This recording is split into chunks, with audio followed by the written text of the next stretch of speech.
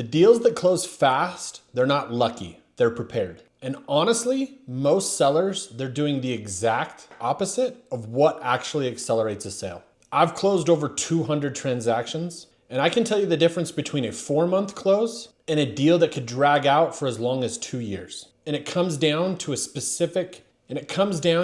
specific things. And if you're planning to sell in the next 12 to 24 months, you need to know these exact things right now. I've been on both sides of this. I've been the seller trying to get top dollar. I've been the buyer doing due diligence and finding things that eventually made me walk. And I've been the advisor managing the entire process, watching deals either fly through or fall apart based on whether the seller did his homework or not. So let's talk about what actually moves the needle. Point number 1. The fastest sales happen to the business that weren't scrambling to get ready. The deals that close quickly, they're not lucky. They're really, really prepared. I can't stress this enough. When a buyer opens your data room and they find that it's clean, current financials, ideally reviewed or audited, not just QuickBook exports that you pulled from last week, they move really fast. When they find documented processes, IPOs, SOPs, organizational charts, systems, they're gonna move even faster. And if your cap table is clean and you've got no phantom equity or handshake deals with cousins who technically an owner, no disputes over who owns what, that's when buyers, they really start writing checks. Here's the contrast. Buyers stall or they walk when due diligence turns into an archaeology project. If they're asking you for customer contracts and you're digging through filing cabinets, trying to remember if you even have them, that's a red flag. And red flags don't just slow deals down, they kill them.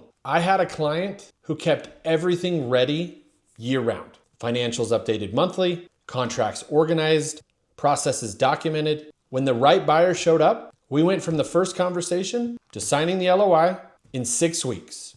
No surprises, no games. The business sold for 6.2 times cash flow because the buyer had zero friction in the process. Compare that to a seller who's waited until they had a buyer to actually start cleaning up their business. That deal died 3 months into the process because the financials don't match what they promised. And the buyer, they're gonna lose trust. Once trust is gone, you can't get it back. The deal's over. If you are even thinking about selling within the next 24 months, start getting ready now. Not when you have your letter of intent, not when your broker tells you to. Now, because the businesses that prepare in advance, they sell fast and they sell for top dollar. They were ready before the buyer ever showed up. Point number 2, most deals don't die at closing. They die in due diligence when buyers find something that should have been caught before you went to market. According to a study in the 2022 SRS Acquium, 49% of private equity M&A transactions fail after the LOI, with due diligence surprises cited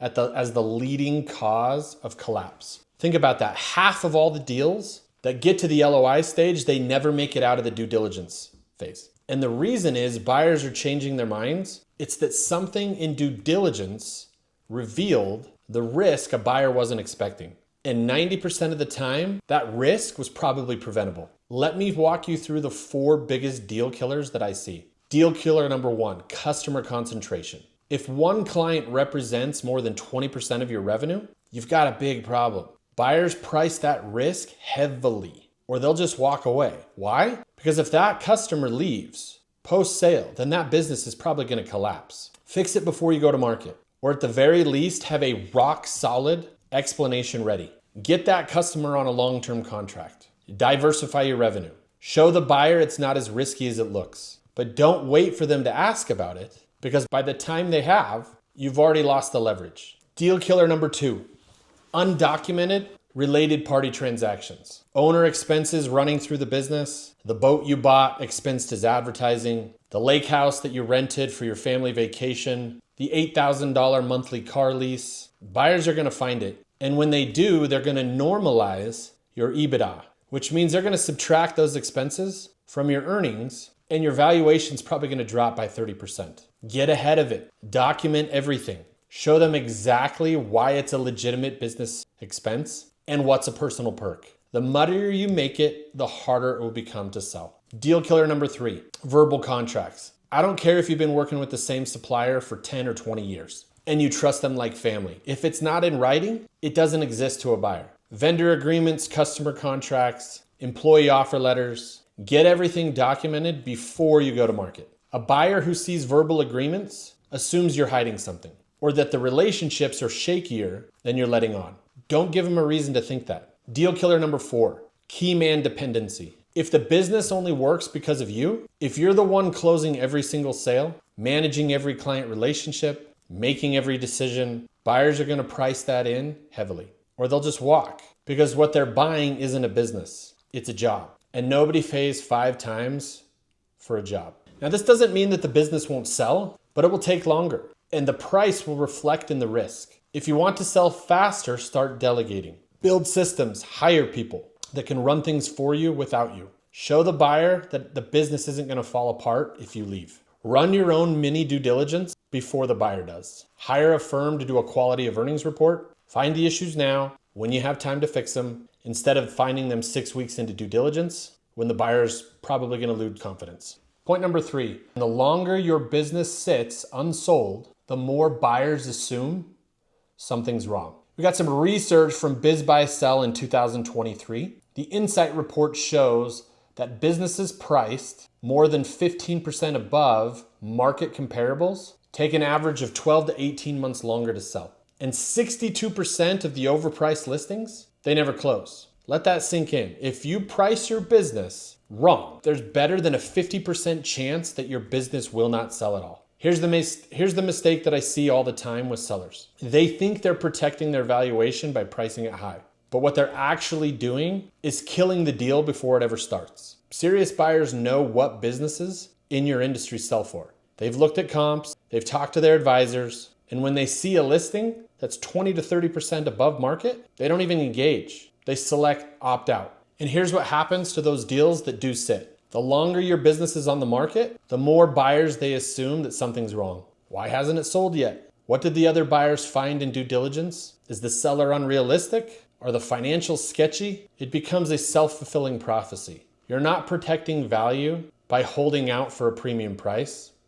You're destroying it. The real math looks like this. A deal that closes at 95% of the asking price within 4 months beats the one that's listed at 110% and sits on the market for 18 months and never closes. Customers are leaving, employees are nervous, revenue is dipping, and by the time you finally accept reality and drop the price, the business you're selling is worth less than when you started. So how do you price it right? Get a proper valuation from an advisor before setting the asking price. Understand your EBITDA multiple relative to the comps and the transactions. Build in some negotiating room for sure, but don't anchor so high that serious buyers just pass on your business altogether. You want to be in the top 10 to 15% range, not 30% above it.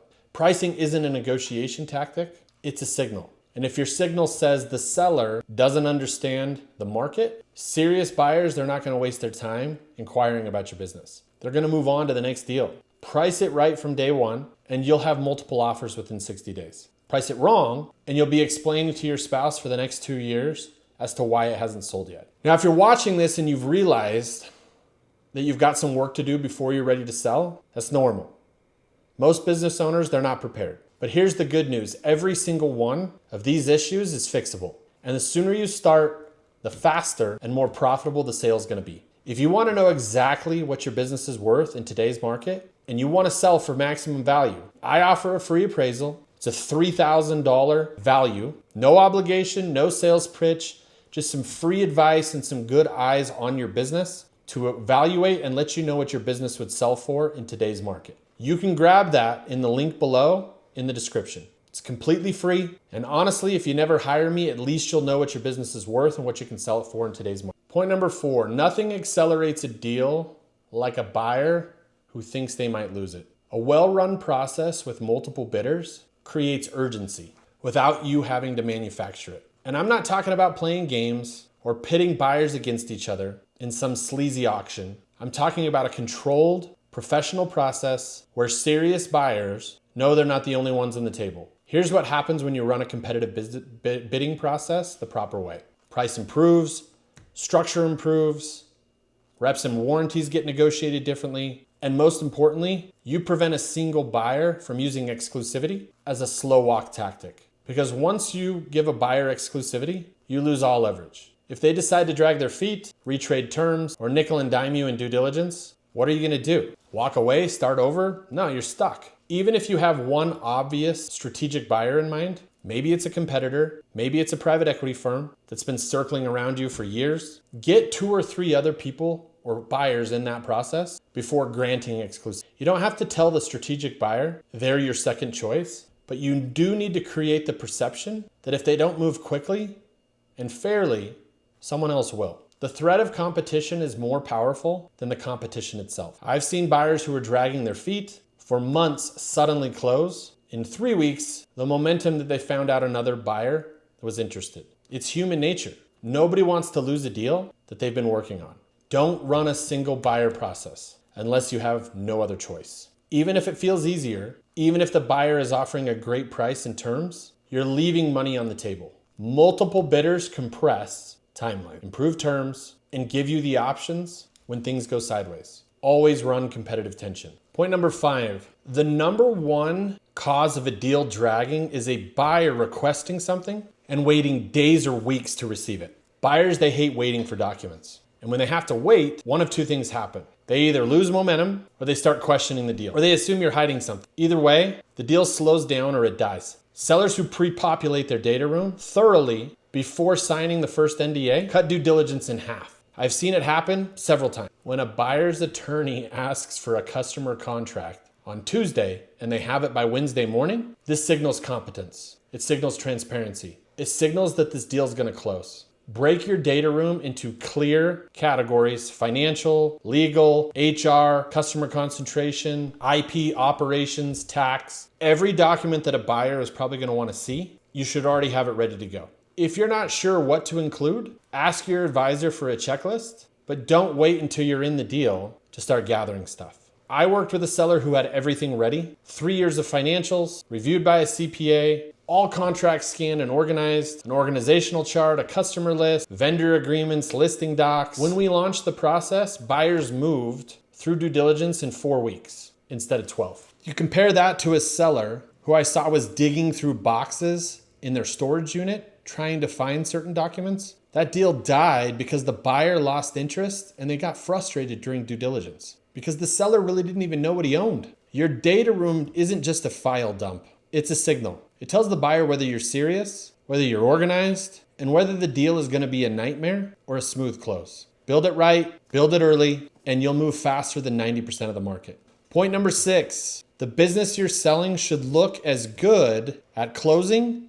as the day that you listed it. Ideally better. If your revenue dips during due diligence, buyers will reprice, or they're going to walk. Here's how to prevent that from happening. The sales process is consuming.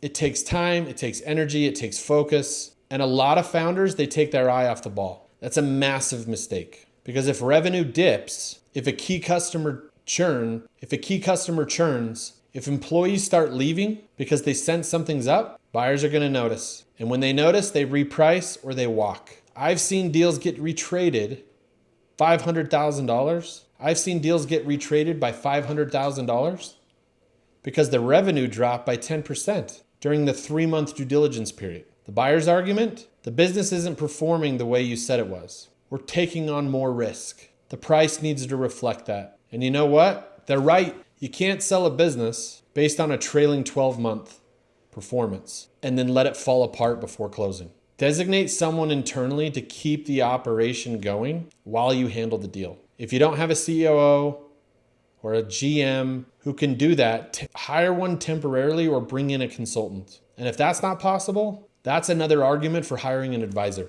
who can manage the process and the logistics for you so that you can stay focused on running the business. The business you're selling at closing should look as good or better than the business that you presented them 3 to 6 months prior. If it doesn't, the buyer's going to reprice or he's going to walk. And if they reprice, you just lost 6 months and a bunch of leverage. You got to not let that happen. Keep your foot on the gas till the wire clears. So let's recap. The fastest business sales happen to the businesses that are always ready to sell. Clean financials, documented processes, no surprises in due diligence. You eliminate deal killers early, customer concentration, verbal contracts, key man dependency, messy owner expenses. You price it right from day one. So as serious buyers are going to engage instead of walking. You run a competitive process to create urgency and improve terms. You build a tight data room so buyers aren't waiting for documents. You keep the business performing at the same level, if not better, during the deal process. Now that you understand what actually accelerates the deal process, you need to know the biggest mistake sellers make that kills their valuation before they ever